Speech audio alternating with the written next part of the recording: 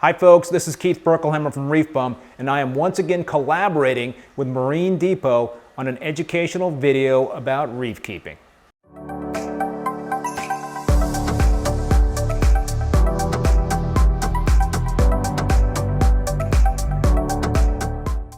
In this video, I'm going to continue to talk about SPS and some tips on how to best aquascape a tank for these types of corals. When I started out in this hobby many years ago, I have to admit I was clueless when it came to properly aquascaping an SPS dominant reef tank.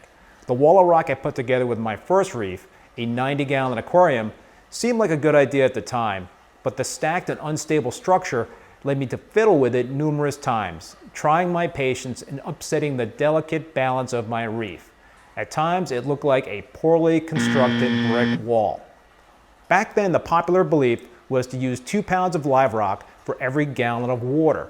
I adhered to this philosophy with my next reef, a 120-gallon tank, and used about 250 pounds of rock. My aquascaping talents definitely improved, so I did a better job placing the rock in a much more stable and natural-looking reef structure. What's my approach with aquascaping? Well, for a section of reef, I like to lay some relatively flat pieces of rock on the bottom of the tank as a base. It is always best to find pieces with some curvature and have this part pointing up, which provides some space underneath for flow. I then look to add rocks on top of the base rocks that can naturally lock together. Mortar, putty, and super glue can be used to help stabilize the structure.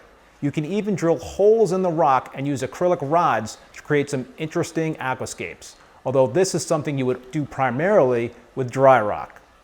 Nonetheless, I can't stress how important it is to make sure the structure is rock solid. Put the time in the beginning to get it right and resist that temptation to tinker.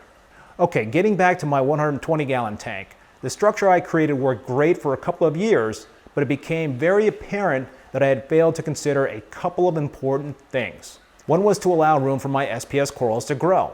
When the rock was placed, I was very satisfied that the tank looked full despite it not having corals. I was trying to accelerate things by seeking some instant gratification, which is something reef keepers should try to avoid. Patience is a virtue in this hobby. Anyway, the SPS in this tank grew rather quickly, and over time they started to grow together and choke the tank. I realized I should have used much less rock to allow room for the corals to fill out the tank. Another negative byproduct of having a lot of rock in this tank was the impact it had on circulation. Strong flow is vital for a reef tank, and the large foundation of rock created dead spots and detritus traps that aided the buildup of nitrates and phosphates. Nuisance algae sprung up, and I was constantly fighting it to keep it at bay. It ultimately led me to break down that tank and take a hiatus from the hobby. I finally got it with my next reef, a 225-gallon tank. I used approximately 100 pounds of live rock and created 2 islands that would have plenty of room for the corals to grow. To maximize flow in the back, I created a large channel between the rock islands and the back panel of the tank. I placed 2 recirculating pumps in both back corners and had them facing one another, which created a nice surge and helped minimize the amount of detritus that settled in the back. This helped to keep nitrates and phosphates in check. The space between the rock and the back wall also gave me easier access to the back panel to keep it clean and allow the corals to pop against a black piece of acrylic silicone to the back glass. I created a similar scape for my current 187-gallon tank. Again, I was careful not to use too much rock so the SPS would have room to grow. Another important point to consider is the distance corals are placed from one another. You must account for the growth rate of SPS corals and plan accordingly. A fast-growing coral, such as a branching Montipora, should be given a very wide berth versus other corals. Even medium to slow-growing corals, such as milliporas or tenuis, should be given some space.